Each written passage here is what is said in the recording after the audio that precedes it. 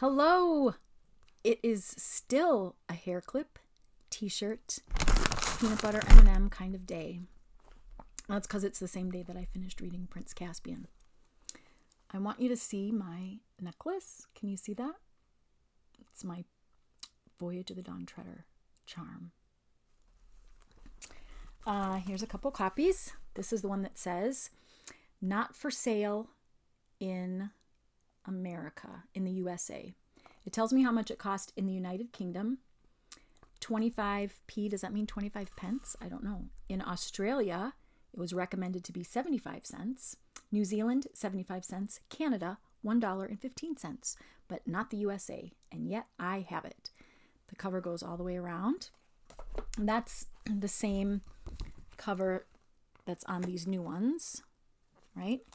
Here's a map, which if you had this copy, you have the map, or if you have one of the very first British editions, you have the map, and that would be so lucky. Here's a copy right there. Notice that it says, what does it say? Book 3 in the Chronicles of Narnia, because that's what it is. I am going to read out of this one. This is it's a first edition of the American. So there is no map in it, but it was given to this person in 1952. That's the year that this book was published. On the inside, in the dust jacket, it says, when the picture of a ship and the sea come to life, 3 children are off again on another fantastic adventure, this time aboard Prince Caspian's ship. They go to search for 7 noblemen missing from Narnia. And we learned about them in Prince Caspian, that his uncle, when he was pretending to be King Miraz, he sent the Caspian's father's friends, he sent them away. Sorry. On the way, they sail through transparent seas, past islands. I don't want to say any more in here. The imaginative land of Narnia, created by this distinguished English writer, has become a real country to many young readers and old readers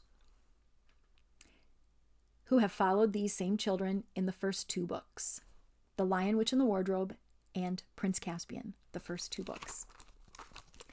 The pictures are color in here, so I'll show you those pictures, but I'm going to read out of here because there is one very, very big change that he made that these people took out.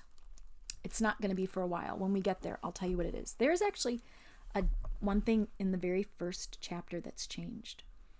When Lewis wrote the first chapter, he said something about Eustace, who you'll meet. And the original book said Eustace was too stupid to do this thing. And Lewis changed that, partly because Eustace wasn't stupid. He's grumpy and unpleasant, but he's very smart. And also because it's just not very nice. Other people have said it in other books, but it's not about children. I don't think. I might have to go back and look, because I think a couple of times I went, you should never say that. That might have been about shut up, though. I can't remember. All right. The Voyage of the Dawn Treader. That's what the original cover looked like. Okay, it's got like a little shine to it because it's got that plastic thing on it. A Story for Children and for Old Ladies by C.S. Lewis. Chapter 1, The Picture in the Bedroom. Oh, this is one of my favorite first lines of any book. There was a boy called Eustace Clarence Scrubb, and he almost deserved it. His parents called him Eustace Clarence, and his schoolmasters called him Scrubb. I can't tell you how his friends spoke to him, for he had none. He didn't call his father and mother, but Harold and Alberta. They were very up-to-date and advanced people. They were vegetarians, non-smokers, and teetotalers, and wore a special kind of underclothes. In their house, there was very little furniture and very few clothes on the beds, and the windows were always open. Eustace Clarence liked animals, especially beetles, if they were dead and pinned on a card. He liked books, if they were books of information and had pictures of grain elevators or fat children doing exercises in model schools. Eustace Clarence disliked his cousins, the four Pevensies, Peter, Susan, Edmund, and Lucy. But he was quite glad when he heard that Edmund and Lucy were coming to stay, for deep down inside, he liked bossing and bullying. And though he was a puny little person who couldn't have stood up even to Lucy, let alone Edmund, in a fight, he knew that there are dozens of ways to give people a bad time if you are in your own home and they are only visitors. Please don't be like Eustace Clarence Scrubb. Don't bully anybody. Don't boss people. Not in your own home, not any place. Edmund and Lucy did not at all want to come and stay with Uncle Harold and Aunt Alberta. But it really couldn't be helped. Father had got a job lecturing in America for 16 weeks that summer, and Mother was to go with him because she hadn't had a real holiday for 10 years. Peter was working very hard for an exam, and he was to spend the holidays being coached by old Professor Kirk. Remember him? In whose house these four children had had wonderful adventures long ago in the war years. If he had still been in that house, he would have had them all to stay. But he had somehow become poor since the old days, and he was living in a small cottage with only one bedroom to spare. It would have cost too much money to take the other three all to America, and Susan had gone. Grown-ups thought her the pretty one of the family, and she was no good at schoolwork, though otherwise she was very old for her age, and Mother said she would get far more out of the trip to America than the youngsters. Edmund and Lucy tried not to grudge Susan her luck, but it was dreadful having to spend the summer holidays at their aunt's. There is Eustace Clarence Scrubb. I think that's him holding a beetle that he's going to pin onto that card that's on the floor for his bug collection.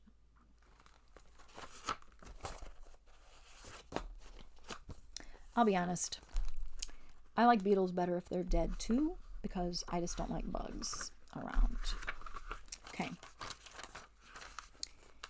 It's far worse for me, said Edmund, because you'll at least have a room of your own. But I shall have to share a bedroom with that record stinker, Eustace. The story begins on an afternoon when Edmund and Lucy were stealing a few precious minutes alone together. And of course, they were talking about Narnia, which was the name of their own private and secret country. Most of us, I suppose, have a secret country. But for us, it is only an imaginary country. Edmund and Lucy were luckier than other people in that respect, because their secret country was real. They'd already visited it twice, not in a game or in a dream, but in reality. They had got there, of course, by magic, which is the only way of getting to Narnia. And a promise, or very nearly a promise, had been made them in Narnia itself that they would someday get back. You may imagine that they talked about it a good deal when they got the chance. They were sitting in Lucy's room, sitting on the edge of her bed and looking at a picture on the opposite wall. It was the only picture in the house that they liked. Aunt Alberta didn't like it at all, and that was why it was put away in a little back room upstairs. But she couldn't get rid of it because it had been a wedding present from someone that she did not want to offend. It was a picture of a ship sailing nearly straight towards you. Her prow was gilded and shaped like the head of a dragon, with wide open mouth. She had only one mast and one large square sail, which was a rich purple. The sides of the ship, or what you could see of them, where the gilded wings of the dragon ended, were green. She had just run up to the top of one glorious blue wave, and the nearer slope of that wave came down towards you with streaks and bubbles on it. She was obviously running very fast before a joyful wind, listing over a little on her port side. By the way, if you're going to read this story at all, and if you don't know it already, you'd better get it into your head that the left side of a ship when you are looking ahead is port, and the right side is starboard. Okay? The left side when you're looking ahead is port. P-O-R-T-L-E-F-T. 4 letters each. That will help you remember. And the right is starboard. All the sunlight fell on her from that side, and the water on that side was full of greens and purples. On the other, it was darker blue from the shadow of the ship. "The question is," said Edmund, "whether it doesn't make things worse, looking at a Narnian ship when you can't get there." "Even looking is better than nothing," said Lucy, "and she is such a very Narnian ship." "Still playing your old game?" said Eustace Clarence, who had been listening outside the door and now came grinning into the room. Last year, when he had been staying with the Pevensies, he had managed to hear them all talking of Narnia, and he loved teasing them about it. He thought, of course, that they were making it all up, and as he was quite incapable of making anything up himself, he didn't approve of that. "You're not wanted here," said Edmund curtly. "I'm trying to think of a limerick," said Eustace. "Something like this. Some kids who played games about Narnia got gradually balmier and balmier." "Well, Narnia and balmier don't rhyme to begin with," said Lucy. "It's an assonance," said Eustace. "Don't ask him what an ass-thingummy is," said Edmund. "He's only longing to be asked. Say nothing, and perhaps he'll go away." Most boys, on meeting a reception like this, would either have cleared out or flared up. But Eustace did neither. He just hung about, grinning, and presently began talking again. "Do you like that picture?" he asked. "For heaven's sake, don't let him get started about art and all that," said Edmund hurriedly. But Lucy, who was very truthful, we know that, had already said, "Yes, I do. I like it very much." "It's a rotten picture," said Eustace. "You won't see it if you step outside," said Edmund. "Why do you like it?" said Eustace to Lucy. "Well, for one thing," said Lucy, "I like it because the ship looks as if it was really moving, and the water looks as if it was really wet, and the waves look as if they were really going up and down." Of course, Eustace knew lots of answers to this, but he didn't say anything. The reason was that at that very moment he looked at the waves and saw that they did look very much indeed as if they were going up and down. He had only once been in a ship, and then only went as far as the Isle of Wight, and had been horribly seasick. The look of the waves in the picture made him feel sick again. He turned rather green and tried another look, and then all three children were staring with wide open mouths. What they were seeing may be hard to believe when you read it in print, but it was almost as hard to believe when you saw it happening. The things in the picture were moving. It didn't look at all like a cinema or a movie either. The colors were too real and clean and out of door for that. Down went the prow of the ship into the wave, and up went a great shock of spray. And then up went the wave behind her, and her stern and her deck became visible for the first time, and then disappeared as the next wave came to meet her, and her bows went up again. At the same moment, an exercise book, which had been lying beside Edmund on the bed, flapped, rose, and sailed through the air to the wall behind him. And Lucy felt all her hair whipping around her face as it does on a windy day. And this was a windy day, but the wind was blowing out of the picture towards them. And suddenly with the wind came noises, the swishing of waves and the slap of water against the ship's sides, and the creaking and the overall high, steady roar of air and water. But it was the smell, the wild, briny smell, that means salty, which really convinced Lucy that she was not dreaming. "Stop it!" came Eustace's voice, squeaky with fright and bad temper. "It's some silly trick you two are playing. Stop it. I'll tell Alberta. Ow!" The other two were much more accustomed to adventures, but just exactly as Eustace Clarence said ow, they both said ow too. The reason was that a great cold salt splash had broken right out of the frame, and they were breathless from the smack of it, besides being wet all the way through. "I'll smash the rotten thing," cried Eustace. And then several things happened at the same time. Eustace rushed towards the picture. Edmund, who knew something about magic, sprang after him, warning him to look out and not to be a fool. Lucy grabbed at him from the other side and was dragged forward. And by this time, either they had grown much smaller or the picture had grown much bigger. Eustace jumped to try to pull it off the wall and found himself standing on the frame. In front of him was not glass, but real sea, and wind and waves rushing up to the frame as they might to a rock.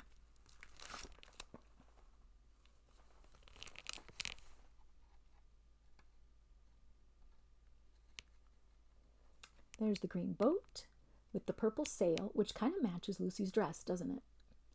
And the dragon head, which is so cool. Eustace lost his head and clutched at the other two who had jumped up beside him. There was a sound of struggling and shouting, and just as they thought they had got their balance, a great blue roller surged up around them, swept them off their feet, and drew them down into the sea. Eustace's despairing cry suddenly ended as the water got into his mouth. Lucy thanked her stars that she had worked hard at her swimming last summer term. You remember in Prince Caspian that they talked about maybe swimming from the island over to the mainland, but they couldn't because Lucy didn't know how to swim yet. She learned how to swim. It's true that she would have got on much better if she had used a slower stroke, and also that the water felt a great deal colder than it had looked while it was only a picture.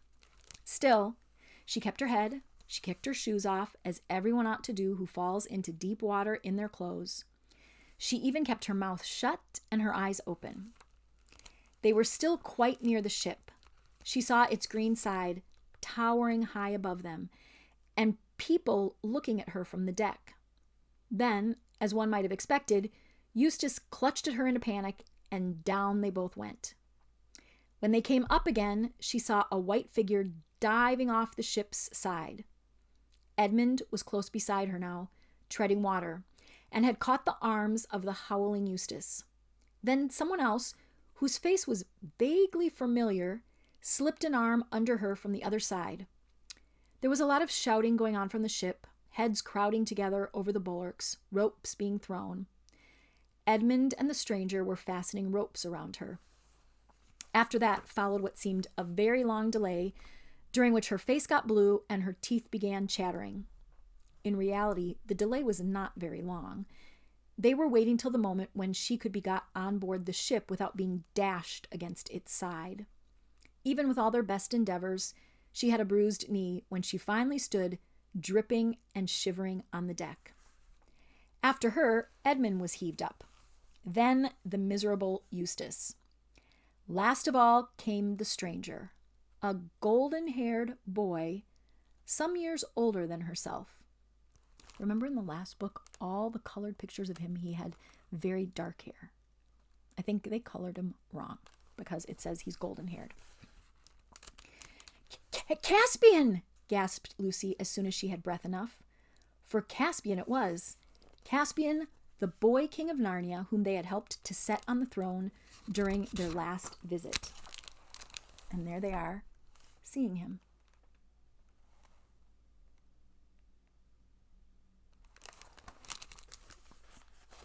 Immediately, Edmund recognized him too.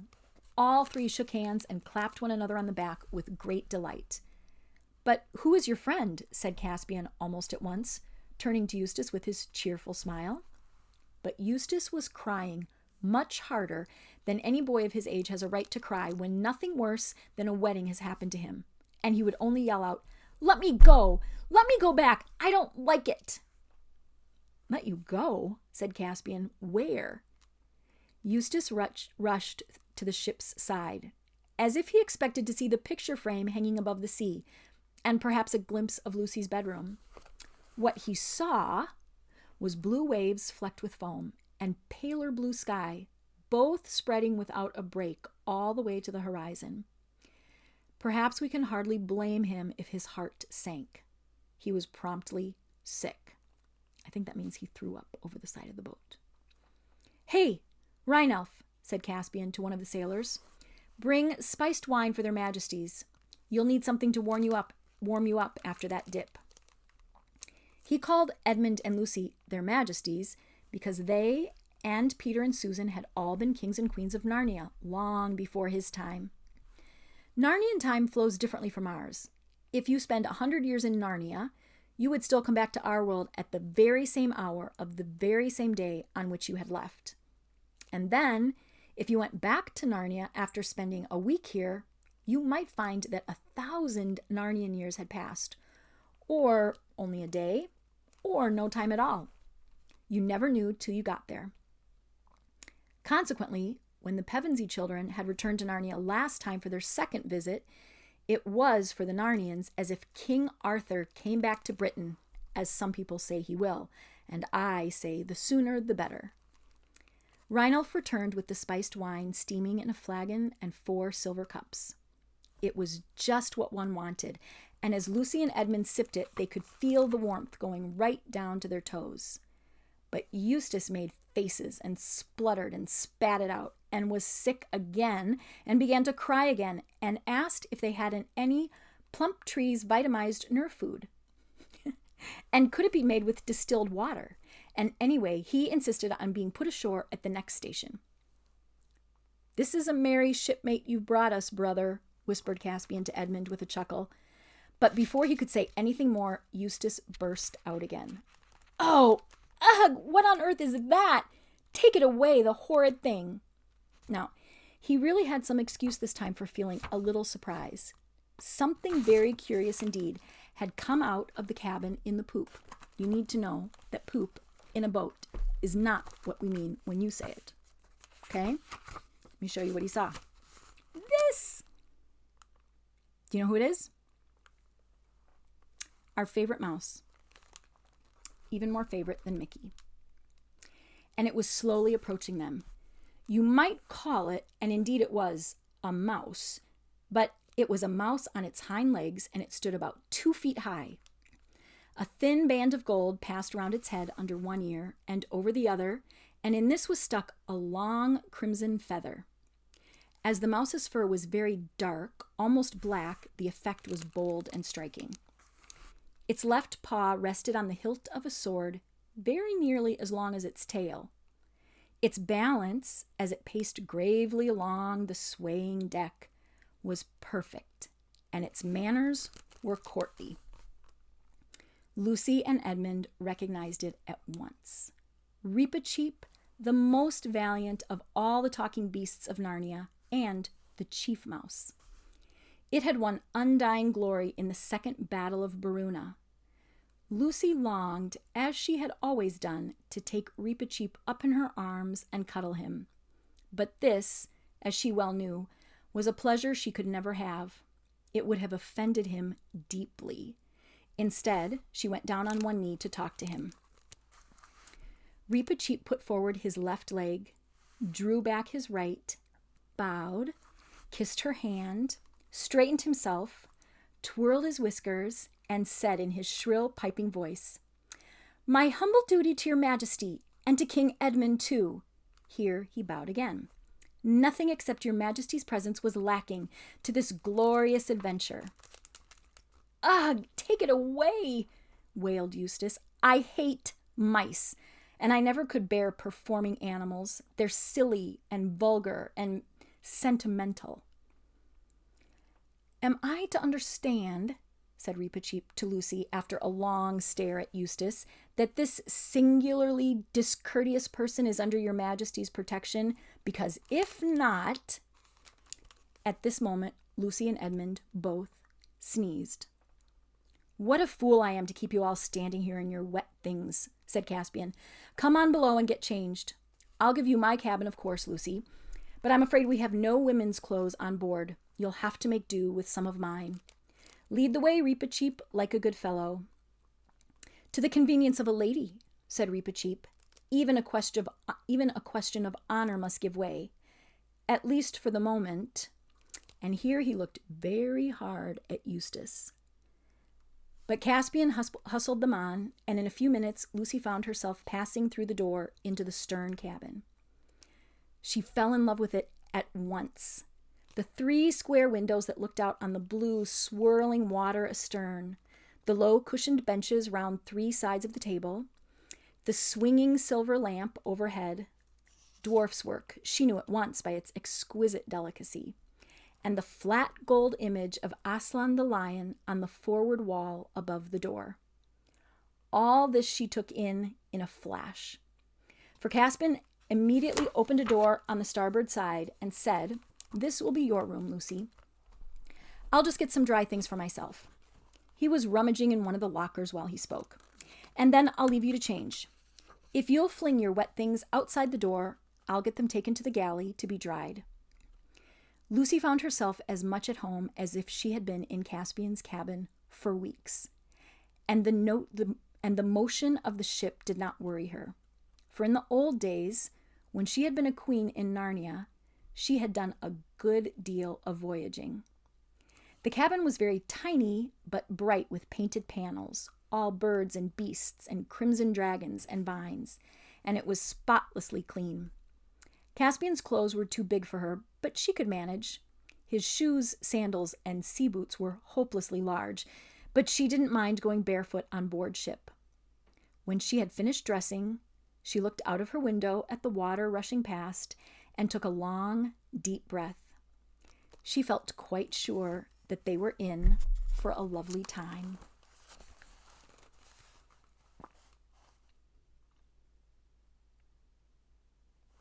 And that is the end of Chapter 1 of Voyage of the Dawn Treader.